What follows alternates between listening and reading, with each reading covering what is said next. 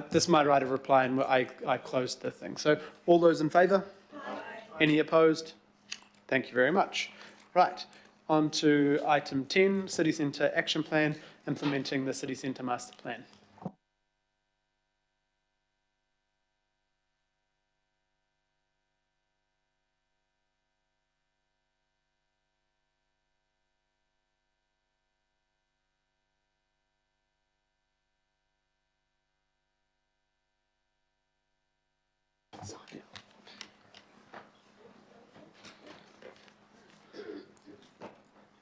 Kia ora, Simon. Kia ora, Naomi. Nice to see you here, not just on the bus in the morning.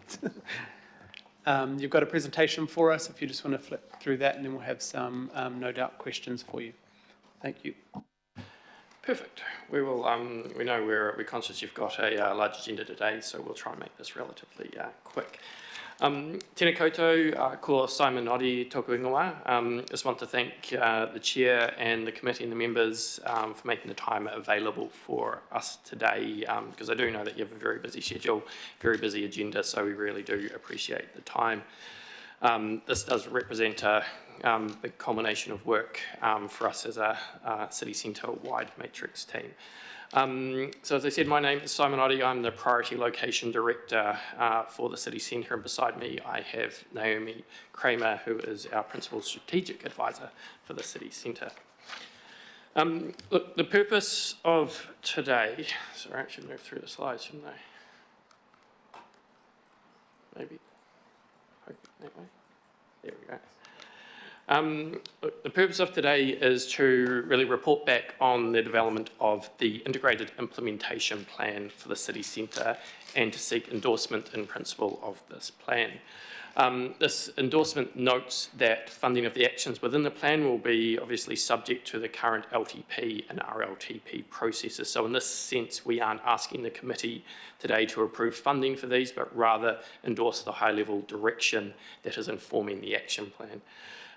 In terms of background for this, as a number of you may remember, the Planning Committee endorsed a council group proposal to appoint Ekipanuku as the lead agency for the urban regeneration of the city centre. This took effect from the 1st of July in 2022. This decision stemmed from the desire of stakeholders and councillors wanting to see the council group work in a more integrated and joined up way within the city centre, wanting confidence that we as a group understood the challenges and the opportunities of the city centre and that we had a coherent plan for how we were to address them. So a key requirement of this approach was to ensure that all council group entities follow one integrated plan to give effect to the city centre master plan. And this is what we are calling our action plan and the reason that we're here today.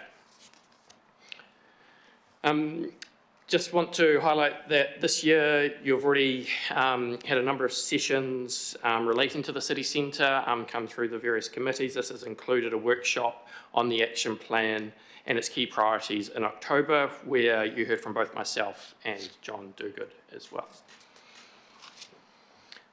At the workshop, we talked about the value of the city centre, and while I'm not going to go into all of the detail that we talked about in that here again today, the key takeaway that I want to leave you with here is that this is a city centre for all. Continuing to invest in it to support its growth and investment is essential for the prosperity of not only the city centre, but our city, our region, and even our entire nation. So it is a place of regional and notably national significance, and this role can't and shouldn't be understated. Understanding the challenges and the changes that have affected the city centre and how these will shape its future is also important for us to help shape up the future work programs that we'll be delivering on. The city centre, along with our region and our nation, has been through some major context-shaping events, which I don't need to take you through in detail. You'll be well aware of these. Through our engagement with our city centre stakeholders, we made it a priority to understand what these challenges meant for them and where they saw the opportunities for the city centre going forward. And this was so that we could ensure that these, what we were hearing from them, would shape our priorities and shape our actions and our focus areas going forward. This has meant that we have a focus on short-term actions that are responding to and addressing immediate needs within the city centre, as well as longer-term actions that are there to address the more systemic issues that we know that we're all facing. The next few slides are really to highlight that despite the headwinds that we have been facing in recent times, we are experiencing some positive trends. Our data is showing that things are getting better. Heart of the City's recent quarterly insights report shows healthy increases in key metrics such as spend, footfall and jobs data compared to the year previous, and this represents a third straight quarter of improvement in these areas. We're also seeing positive signs in the commercial and retail leasing sector as well. Prime grade office vacancy rates have been trending down since June 2022 and are predicted to keep coming down as well.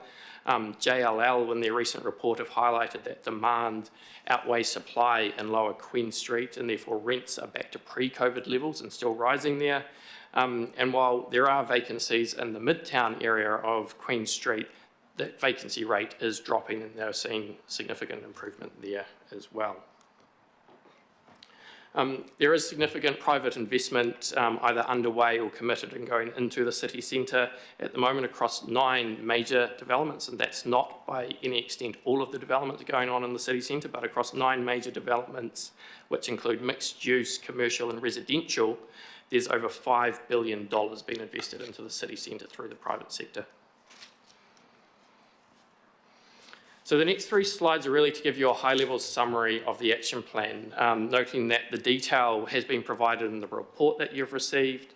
You've obviously got a copy of the action plan as well, and the presentation that we provided at the workshop in October.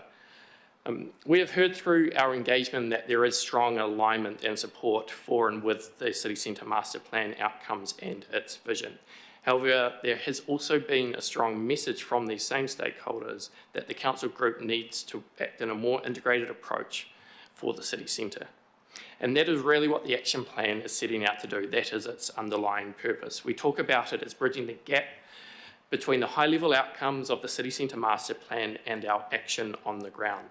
The role of the action plan can therefore be simply summarised as a mechanism to prioritise council group investment in the city centre to ensure we're focusing on the right things that offer most value at the current point in time and based on the current context, that we're integrating our joint work programs, creating efficiencies where we can and ensuring that there is clarity on who is doing what and by when, and inspiring others to work in partnership with the council group to achieve those City Centre Master Plan outcomes as well. And I'll also highlight that it is intended to be a living document, intended to be agile and able to incorporate new information and detail as it is developed. Within the current financial context, it is even more important for the council group to be working in an integrated way to an agreed set of priorities for the city centre. As you will see in the action plan, we have 5 key focus areas that our actions are responding to. These have been informed by our extensive engagement with key stakeholders, community groups and partners within the city centre. The action plan is also there to demonstrate a new way of working, both internally and with our external partners and stakeholders. We've talked to over 30 different stakeholder and community groups through the development of this plan. We have worked with over 150 people from within the council group in the development of the plan as well. We did this because we recognise that our partnerships are a key element of what will make this a success and be able to implement, and this acknowledges that we can't and probably shouldn't achieve the vision of the thriving city centre solely through the work that we do as a council group. So, last slide, I promise. I would like to just leave you with 5 key takeaways before we depart. So the city centre is vital and the investment confidence, while we're seeing that is relatively high at the moment, it is fragile, and we believe we need to keep supporting this through the work that the council does within the city centre. Tight finances obviously mean that it is more important now than ever for the whole group to achieve more by how it works together in a more effective way. We believe that further reducing investment in the city centre could likely result in loss of confidence and damage to reputation as well. We have a clear program of action through the action plan that is responding to both the here and now and future needs of the city centre, and we believe this actually aligns quite strongly with the direction that we've heard from the Mayor and the councillors to date as well. And we are committed to working with our partners to deliver more value for everyone through the work that we do. Obviously, we're here to seek endorsement in principle of this action plan, again noting that that is subject to confirmation of funding through the current LTP and RLTP processes. We believe that the endorsement of this committee will help show council support for the city centre, our new way of working and our key priorities going forward as well. And I'd also just like to take the moment, sorry Richard, but to take the moment to give a quick thanks to the many people, both within council and external to it, who have inputted into, informed and supported the development of this plan. We couldn't and we shouldn't do this by ourselves. The collective approach supported by so many has really been much appreciated. So kia ora and thank you. Kia ora, thank you very much. Very clear presentation, and thanks for doing this right across the organisation and with all the external stakeholders, and of course Mana Whenua adds the lead in this space. It's been a long road and there's so much happening across the city, so thank you so much. I have quite a number of questions. Deputy Mayor was first. Thanks, Simon. Thank you both. I see that you got unanimous support from the local board. Wow, that's pretty good. That doesn't happen very often. But I want to know that you've got support also from the residents' associations and the Heart of the City, the business association for the city centre. Yeah, so through the engagement that we've undertaken on the action plan and the development of it, we've met individually with all of the 30 groups, as I mentioned, that included the City Centre Residents Group and Heart of the City. If you've been on LinkedIn this morning, you'll see that the City Centre Residents Group have been posting in support of the action plan. Obviously, one of the key drivers and key focus areas within it is around supporting residential growth and a thriving residential population, and so they're very strongly aligned to that. And similarly with Heart of the City, that has been a one-on-one engagement process that we've run with them, and as you may note through some of the actions within the action plan, we've highlighted where we believe Heart of the City are key partners in achieving outcomes. Through recent engagement with the City Centre Advisory Panel as well, and the build-up to the long-term plan process, we've developed in conjunction with them what their key focus areas are. That strongly aligns with the action plan as well. So we're confident we've got their support.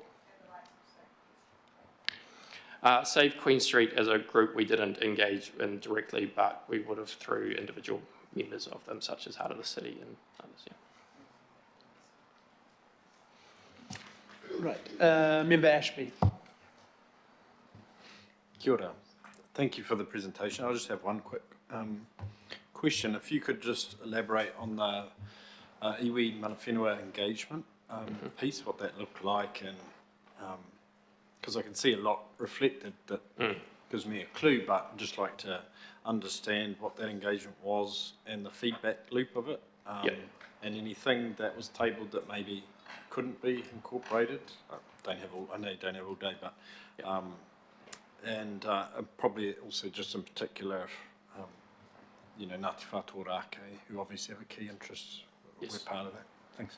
Yes, sure.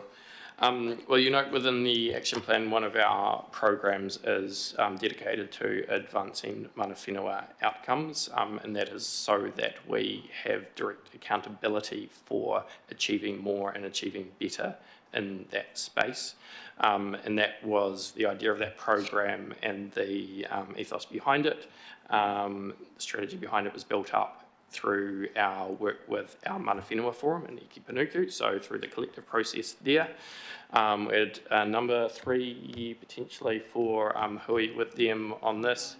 And you'll note that there are a mix of actions which focus on quite tangible outcomes, as well as a commitment to enhancing the way we work through them through the Advanced Māori Outcomes framework that Council and Iki Panuku are adopting as well. So we are looking at things not just physical infrastructure or not just design and culture outcomes, but other ways of working and improving that partnership approach with them. And so that has definitely been part of the commitment that we've made, and that was agreed through the hui that we've had with our Mana Whenua Forum. You'll also specifically note that there is an action around the regeneration of Te Tongaroa within the city centre in that East City. That is obviously Ngāti Whātua land, and through the engagement with Ngāti Whātua on that specific objective, we've built up a program, and that is work is underway at the moment to agree what that process looks like to sort of enhance our partnership with Ngāti Whātua for the regeneration of that area. So hopefully that answers your question. Kia ora. Councillor Leone, sorry. Kia ora, great to hear that you're engaging well with mana whenua. My question's just around focus area 3, I think it was of the last slide. So do you have any specific strategies or projects to start implementing focus area 3? And will they require funding, and where will that come from? Will you require some further funding? You're talking about supporting residential growth? Yep. Maybe I'll hand over to Naomi for that one. That's a really good question, Councillor, thank you. The support residential growth area is partly around increasing residential growth in the city centre and understanding what that might mean over time. It's also concerned around the third places and spaces that are really important for community and growing community in the city centre. The resident survey that was undertaken earlier this year really highlighted that issue, that although we have a growing residential population, they don't have that strong sense of community. So that's an area that we really want to focus on as well. And so there is work streams that will be underway under support communities, and the funding of future requirements in terms of future residential growth is something that's still yet to be worked through, but we are very fortunate in the city centre that we do have capacity, particularly from a water supply and stormwater perspective as well. So thank you. Okay, thank you. Kia ora, Councillor. Councillor Fletcher. Thank you, Mr. Chairman. And may I say to you, Simon, please don't apologise for the amount of time that you need to present to us on this. Not only is the city centre the shopfront, arguably for Auckland, it's the shopfront for our nation. And I think for that reason, I as an elected member want to have much greater visibility on this. My question, my first question comes specifically to making sure that we have clarity and coordination in and around priorities. And I'm a little bit confused at times under the delegations that we've got as to where transport planning sits within this. We have a Transport and Infrastructure Committee, we have this committee, the Planning Committee, and I know that when there have been questions that I have posed, sometimes they tend to straddle both the delegations that we have. And I don't think that that's helpful, particularly given the importance of the city centre. And I'd like to understand where this will sit with regards to the work that we're undertaking on the Transport Committee and the delegations for an integrated transport plan. Just what your understanding is where the delegations actually reside. Through the chair, Simon, you're okay if I start, and you're very welcome to add whatever you like. Councillor Fletcher, the reason that this in particular is coming to this committee is because it's an action plan or a kind of implementation or an accompanying document from the City Centre Master Plan, which of course is under the terms of reference of this committee. In terms of specific transport projects that might be actually outworked in the city centre or around it, then they would come through the Transport Committee as needed, if and as needed. I think you're absolutely right, though there's still a little bit of uncertainty around some of those edges. And I know that Barry and I are very happy to continue to work together to make sure it hits the right committee and to provide you advice on that. But I hope that's helpful. Simon, if you have anything else to add, you're welcome. No, I think I just agree with that assessment of it from our perspective, because this action plan is responding to the City Centre Master Plan, which includes a transport component in it in the form of access for everyone, and that this isn't just a transport plan, it bridges a whole number of areas. We felt this was the appropriate committee for it. But that doesn't preclude the fact that as we move into implementation of transport outcomes, that the Transport and Infrastructure Committee would likely be the right committee to oversee and review those. yeah, I can understand where the challenge is from that perspective, but from our side of things, we are trying to create an integrated plan for the city centre, and that needed to include transport, it needed to include mana whenua outcomes, it needed to include economic development, vibrancy, a whole range of things, as well as infrastructure delivery. Thank you for that. And I don't disagree the importance of having an overarching plan, but it is really important to me that there is accountability in and around those transport issues. And I'm still a little bit unclear as to how that is going to evolve. So, for instance, if in the Transport and Infrastructure Committee, we might receive issues relating to ferries and parties outside of the Waitemata local board area, we've got interested stakeholders based in the Gulf Islands. We've got interested stakeholders from the Aoraki ward. There are more parties here that will be impacted on this and by this plan than just those within the Waitemata. I could raise specific questions in and around what provision we're going to make if for instance, the downtown car park is to be developed in the short to medium term, what provisions we're making in and around that, given the possible disruption that there will be and what impact that will have on our transport. That's just as an example. I could give you several different examples, and we've had a few in recent times with submitters to the council as we implement different phases to transport policy.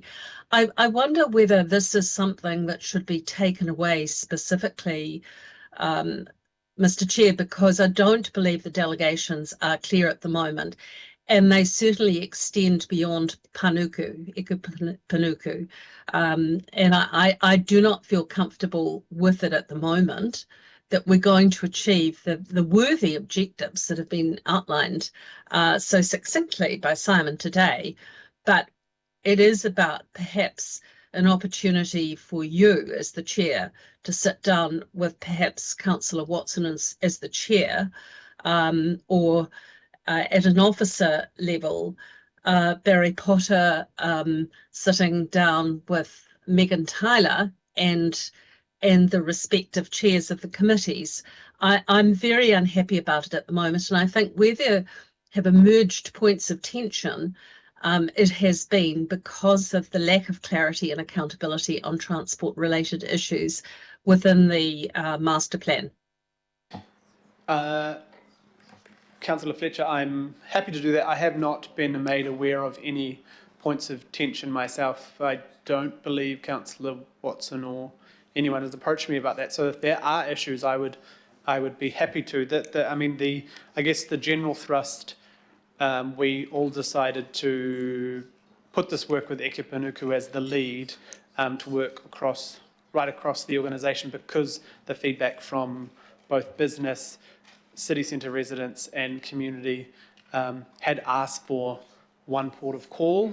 The issue was a fragmentation of the work that was right across all agencies, and it was about how do we get the city centre master plan implemented with a clearer focus to make sure that would happen. And of course the city centre master plan and the urban design and everything that sits under the terms of reference of this committee, that does not preclude us from all working together. So I'm happy to do that, but I haven't had any issues come to me. I would prefer perhaps, I understand that there has been a lack of clarity on the accountability around transport issues, and I'm very grateful that we have this matter coming before us today.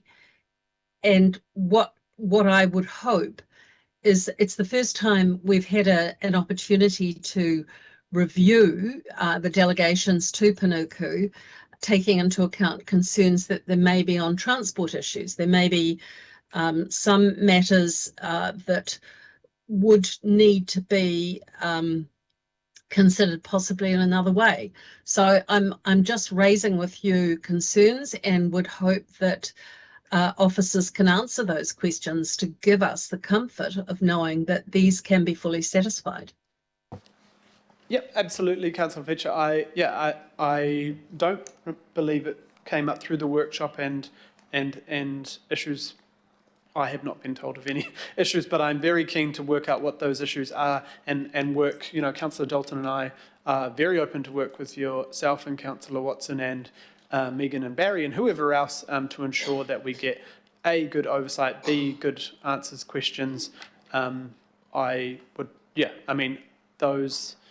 Sadly, those have not come to me as far as I'm aware. I'm not sure if Simon, if you have any comment of issues that have popped up, but if I could ask, well, Simon, if you want to answer that, but maybe Megan, if we could ensure an undertaking that we can make a forum to ensure that that is happening. No specific issues relating to this have been raised to us. I mean, we're aware that from a delegation perspective, our role as lead agency is there to work with the rest of the council group, including Auckland Transport, to agree a strategy and a plan of action for the city centre to give effect to the city centre master plan, including transport outcomes. We've done that through the development of this plan, worked very closely with Auckland Transport on that to understand what they believe to be achievable within that, and you'll note also within the report that the Auckland Transport Executive Lead team have endorsed the action plan as well. So delegations for implementing it obviously reside for them, but in terms of creating the overarching action plan and ensuring that everything worked together in an integrated way, that was part of the role and the delegation provided to Iki Panuku. So from that, can I assume that moving forward, because the city centre is not just about the residents, it's about everybody that uses the city centre, is there a commitment to, for instance, work with other local boards like the Waiheke local board or the Oreki local board or others? I think of the Albert Eden local board. It strikes me that it's really important that we are getting that what did you use before, that overarching coordination. And transport really is that factor that binds it together. So maybe Megan Tyler can give us a heads up on what we might do to ensure that transport is being considered fully for all of those users potentially of the central city area. Absolutely, Councillor Fletcher. I did do a bit of digging after the conversations over downtown around Chair Handley, and my understanding is through the refresh, we went to all local boards and had various requests and offers to work in a more collaborative way with local boards. The only two local boards that took it up were Waitemata and Orake at the time. I think Councillor Deputy Mayor asked, for Orake to be more heavily involved. So there has been a lot more connection with those, but I'm keen to uplift that work again and put another call out for the City Centre Master Plan and this action plan. Simon has already said to me that he's keen for other local boards that feel like they need a voice or a hearing issues with, obviously, a third of the community comes to the city centre every week, so there are touch points right across our city. I'm sure the North Shore boards and others would equally have an interest, but that the offer through Councillor Darby's committee last term was only taken up by Orake and Waitemata at the time, but I'm sure there is an opportunity to broaden that out again. And I can't remember the question to Councillor Tyler, Megan, but I think we're probably getting more into how the mechanics of this work from a political and officer perspective, and we're probably veering a little bit away from the action plan. But when I've met with Simon and with great respect, I'm not intending to get off topic, But I do think it's important when we confer delegations, we have absolute clarity around what that involves. And I don't believe that we've actually got that clarity on transport-based policy decisions. And perhaps it's something I am better to take up with the CEO to see whether there are overlaps and whether he is convinced that I don't want to have to do that. I just thought I could raise it today because I know I've had experiences where these overlaps have caused confusion. Councillor Fletcher, certainly Barry and I are committed to working with you, Councillor Watson, Councillor Hills, whoever we need to. So if that's something you'd like us to do, I will take that away and work with that with you. Thanks. Thank you. Councillor Darby, thank No, not at this stage, thanks. Councillor Walker. Sure. I've got some questions, and they focus on the sheet that you've got towards the end of your document, which is on the measurables. So that's in the document. You don't have the document? Okay. So the particular concern that I've got, and this goes to my question, is that the measurements that you've got are often sort of oblique, sometimes a bit vague. And I'll just run through them. Level of crime, quite obviously some sort of survey of perceptions around safety and the like would be a much better measurable. The crime statistics don't necessarily give the flavour of how safe people are. And the reason I say that is people communicate to me that they don't come into the city because it's not safe. And, you know, my background in market research, I treat that as a bit of a random sample when I'm talking to people and the like, and that's what they tell me. So that's crime, and safety goes to that. The other concern that I've got is your measurables are very broad. If you accept that the area breaks into precincts, it would be useful to target some precincts. For example, the Aotea precinct is dead in many respects in terms of what it delivers on. It's pretty bad.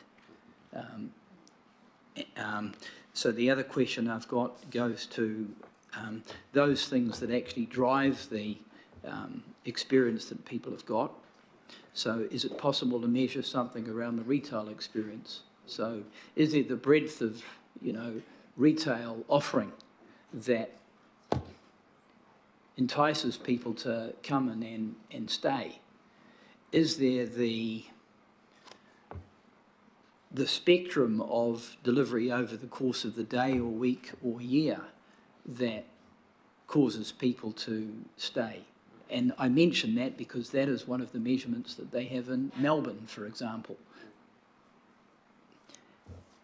So another question I've got is, are you looking at other cities, like, say, Melbourne, which is a lead city, and the measurables, the things that they have that's driven, you know, their response? That goes to entertainment. I mentioned retail, for example. And then the other issue around wayfinding.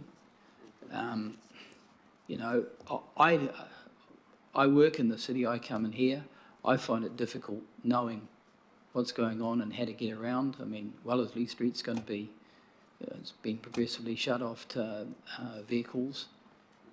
My experience is that a lot of people aren't coming to the city because if they're coming by car, it's difficult to get around. If they're coming by public transport, the wayfinding's difficult. And when I encounter tourists, and I often encounter tourists as a random sample, and I assist them, you know, because they don't know where something is, that's a wayfinding experience. Okay? And the other question is, what is the experience of people generally around Auckland, and have you considered any form of focus group type survey? Because even a relatively small focus group sample often gives you a pretty good measure And you don't have to go a lot further. So I'm not talking about surveys that are hugely expensive. If you survey 10 or 20 people, you'd be staggered just how often reflective that can be of the wider public. So there's some questions, Mr. Chair, and the reason I ask those things is it's your monitoring and your measurement that drives management, that drives response, so you do stuff. So thank you. Can you respond?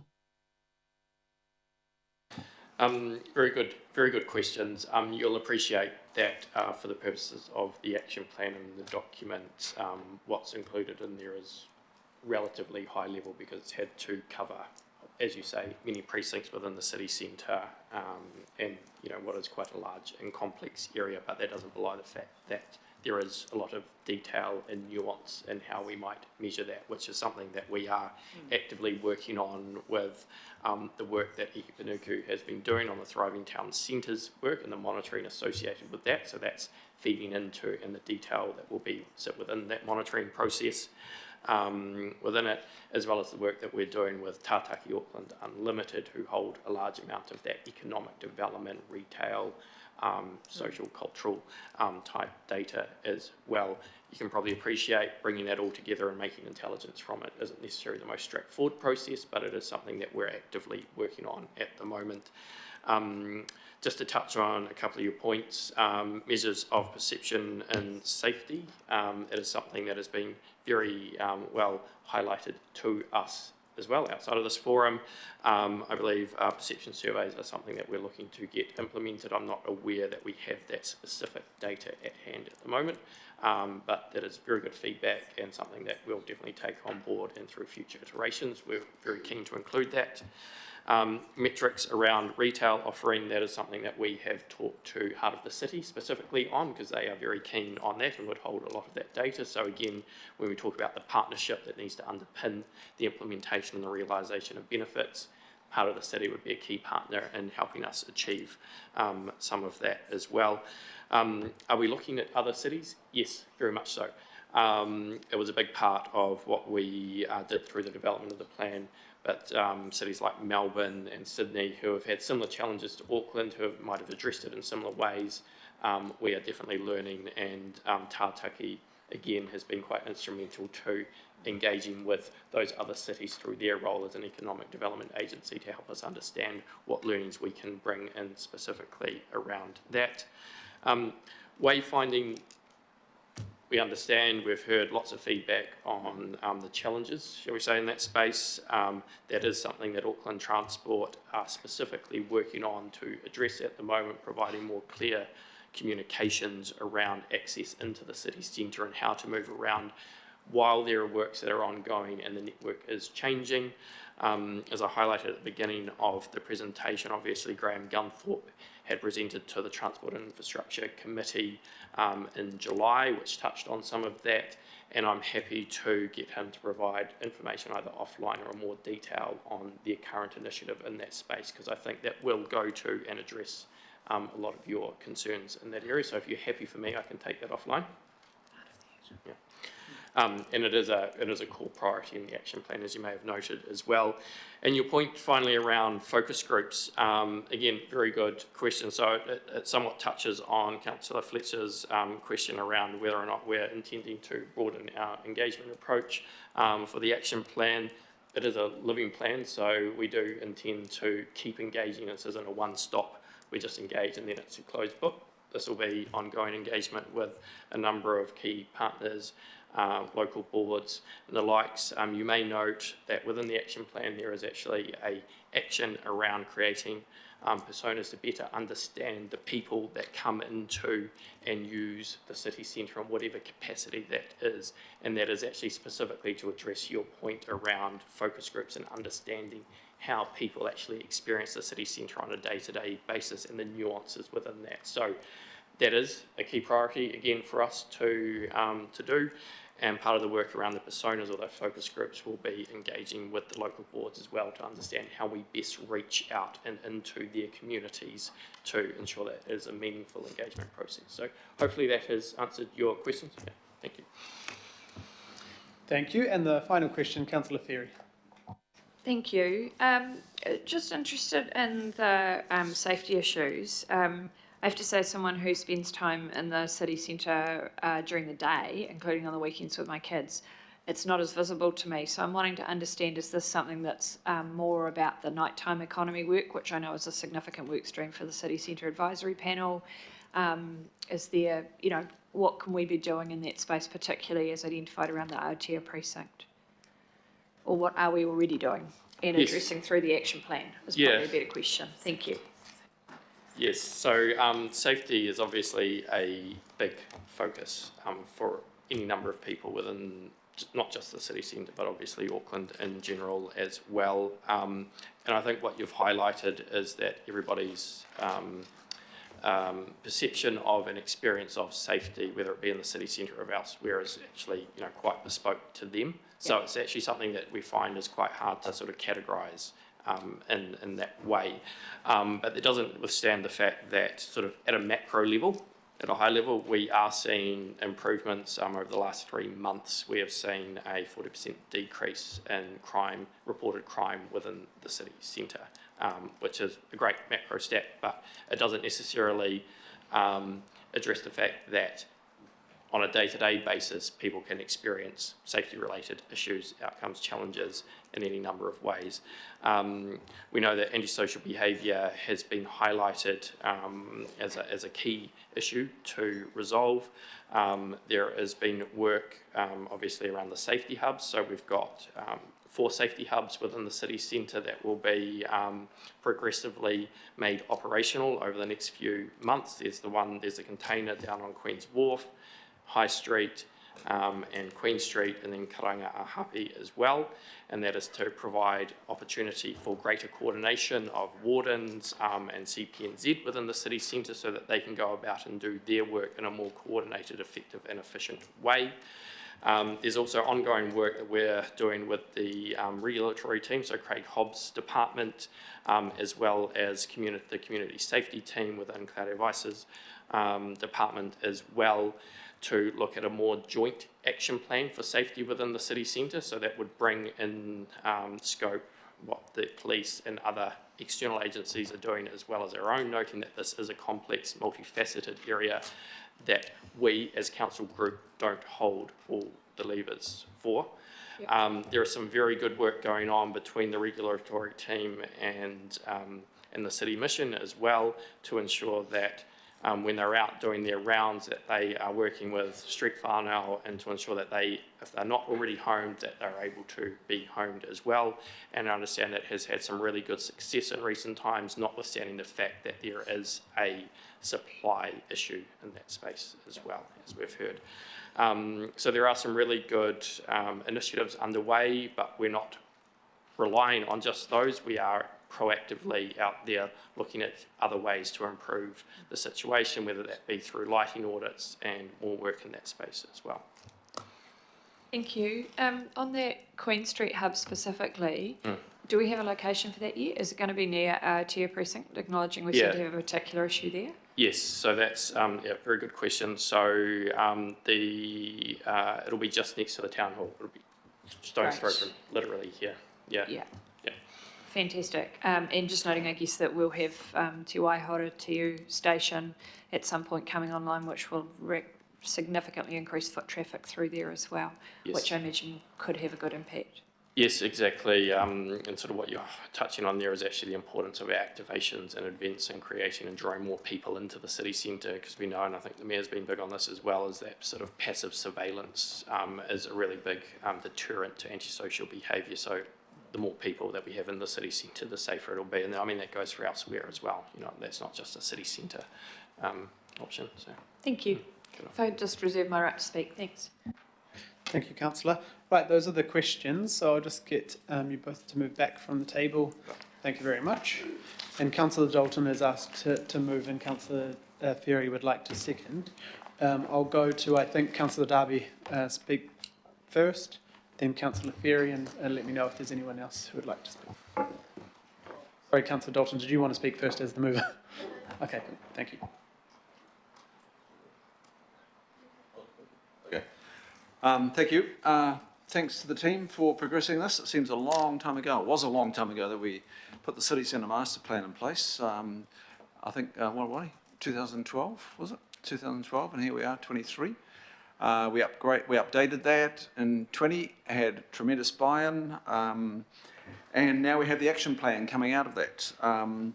And what I really want to focus on is the success that the city centre is actually seeing now. The city centre is actually having one of the strongest sort of fight backs post-COVID compared with a lot of other centres. It was the one that was enormously challenged, with hybrid working and the leaving of the student population, and many other factors that contributed to that. But I wanted to just say, look, this is another really important building block in the next iteration of the city centre, or iterations of the city centre. But there is a real roaring fight back in the city centre, and it's supported by the stats. And some of those are that in the last couple of years, we've seen the footfall in the city centre, and it's been growing substantially just in the last 3 or 4 months, but it's up 40%. That's a massive lift. If you talk to the real estate agents, I've been talking to Metro Commercial, somebody I know there, JLL is saying the same, that demand for retail space in the lower Queen Street area, the demand is way outstripping the supply down there, and you can see big international brands, whether you like them or not, they're opening their doors, and there's another 2 to open, I think, before Christmas. The Midtown area, the retail vacancy rate is dropping off, but we've got work to do there. And the crime-related incidents as well. You'll remember going back maybe only 6 months ago, we had a peak in about April, well, where the crime-related incident reporting has dropped 40% since that time. And there's a whole package of work that's gone in around that. And the prime grade vacancy, so this is the A-grade office space, there is way greater demand for the supply in that area. And PT patronage, we're back to about in Auckland, 85% of pre-COVID numbers on PT, but the mode share in the city centre is really interesting. Mode share into the city centre by public transport pre-COVID was 57%. We're already at 55%, which is quite remarkable. And that's an old number, thank you. So we're doing really well in the city centre. So that brings me to this document, which is, setting you up for the next interventions, the next projects and programs that you need to build off that success and on. The city, and it wasn't so long ago, we were discussing and being challenged in the courts on the Queen Street improvements projects. I'm really proud of that work along there. It's not high capital value work. I mean, we could have spent a couple of $100 million on that, we didn't. But it's successful. We were challenged on it. It's all silent on that now. People are just enjoying it. They're able to cross the street and not get bowled by a stream of, 4-lane traffic. You can actually get to the store that you spot on the other side rather than saying, I'm not going to shop at that store because I'm not going to risk crossing the street mid-block. It's as simple as that. Emergency services now prefer to take Queen Street and not the circuitous route of going down, Hobson Street? No, Nelson Street. And you can also now catch the bus down Queen Street and past the pedestrians, whereas it used to be, only 3 years ago, it was quicker to walk Queen Street than be stuck on the city link in the congestion on Queen Street, the traffic congestion on Queen Street. So we've come a long way. I think it's looking really good. I'm only focusing on maybe the Queen Street Valley, and of course this work encompasses from the waterfront to Merrill and right across, and actually a lot more than that. But look, I want to commend Eka Panuku for now taking on the charge of this work. It's always needed that single point of contact to progress it in a coherent way, and they've been doing that well. And I do see in the City Centre action plan, the build for it, the engagement, real genuine engagement, has been extremely thorough, and I can't see a dissenting voice on it. It's great.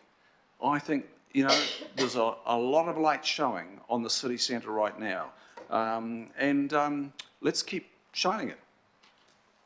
Kia ora. Thank you, Councillor Darby, and thank you for your leadership in this space. We just have to move an extension of time. Councillor Dalton will second All those in favour? Thank you. And Councillor Bacon wants us to hurry up. Two more speakers, Councillor Ferry. With that in mind, I'll be brief, hopefully. I just really wanted to say that it's wonderful to see how this work has brought together such widespread support. The paragraphs on that are really heartening, and it's a pretty disparate group, so a big challenge there for staff and those working through that process to get such a cross section really in such a historically controversial part of our city as well. And just to note, I really love spending time in the city centre. It's not the city centre of my childhood when going to town from Glenfield was a big outing, and we used to maybe come in once, twice a year. I come in most weekends with the kids. They just love it as a space, and I think while we've still got some way to go, we're heading in the right direction, and this continues that journey. So pleased to second. Thank you. Kia ora, thank you, Councillor. Councillor Fletcher. Thank you, Chair. I've raised the concerns with you already through questions about transport, because the reason I raise it is that we've got a huge amount of initiatives that are coming up, the time of use or congestion charging, if you like. There are issues around port traffic. There are a whole range of issues that need to have careful consideration. We all want a beautiful city centre, but we've also got to have a functional city centre. And I do not believe at this stage we've got clarity around where the policy will be driven from for transport and where it sits. So to that end, especially given the amount of disruption the poor old city centre's been through with CRL construction and so forth, they've had a really pretty hard time of it. And it's really important and beholden on all of us to make sure that we can give, as new buildings progress and as more and more change comes to pass in the central city area, that we have fully provisioned and mitigated as much as we possibly can to make sure that we can create a city for the future, but it will continue to operate at the present. And for that reason, I'm not happy to endorse these recommendations today. This is, as I said, the first chance that we've really had to look at this delegation to Panuku. I think it is limiting at the moment, and I think it is not quite as clear as it should be. So for that reason, I can't support it today, and I'm foreshadowing I'd like a division on this matter, please. Thank you, Councillor. I just want to, Councillor Walker, you are able to speak. I'll just speak very briefly. I support the comments that Councillor Fletcher has made. I think there's some more work that needs to be done on this. I'm not happy at this point, particularly around the measurables and so on. And I remain concerned that, you know, much of the central city has lost its mojo and is in a bad way. That's certainly the perception that people give to me. So we've got a way to go. Thanks. Thank you, Councillor Walker. I just want to acknowledge Eke Panuku. I know that we endorsed this as a council last term to have you as the lead, and I'm proud of the work you are doing. And just want to acknowledge especially Simon. I can contact you any day, night almost, for city centre issues that come to me, and essentially you get them done whether they are dead trees or Te Komititanga needs a scrub or traffic issues, parking issues, issues with traffic management. You've been able to sort those and find out information. Contacted Eke Panuku last week about the bridge, Te Wero Bridge, that was stuck. And honestly, they got that part within 4 days and got it replaced, and people were able to cross through there again, and we were able to get that information out to the City Centre Residents Group and out to businesses and the people who use that. I walk up Queen Street almost every day, or up Albert Street, or catch the bus up. I try in many different ways, and it's phenomenal to see the change. We were told in the our State of the Environment report a couple of years ago that Queen Street Valley was the worst place in the whole city for air quality, black carbon levels being the worst. And some of the work that the teams have been doing here is to reduce that. It is now quiet in Lower Queen Street. There's people, there's kids, there's places to sit, the buses are electric, and honestly, you can taste that the air is different down there. We are seeing, Heart of the City have put out, I think we're back to 92% of pre-COVID spending in this up to the September quarter, which is phenomenal. It's, there are issues, but we're back to almost 100% of what it was pre-COVID. The footfall is up there. The weekend, we had 150%, I think, of normal public transport, a record public transport into the city for the Santa Parade and all the kids sitting out on those new public spaces, which is good. This plan is exactly what we've been asking for and exactly what you presented at the workshop, and is what the community and the businesses are wanting to see. It's about all of us celebrating our city centre, dealing with the issues and moving forward. So just want to acknowledge the work here and hope that everyone endorses what is the plan that we've been asking for. So kia ora. All those in favour? Oh, we have a division, sorry. Division, thank Thank you, Chair Hills. The division has been called. It's on the screen for you. If you could say yes or no. Chair Hills. Of course, yes. IMSB member Ashby. Aye. Councillor Baker. Aye. Councillor Bartley.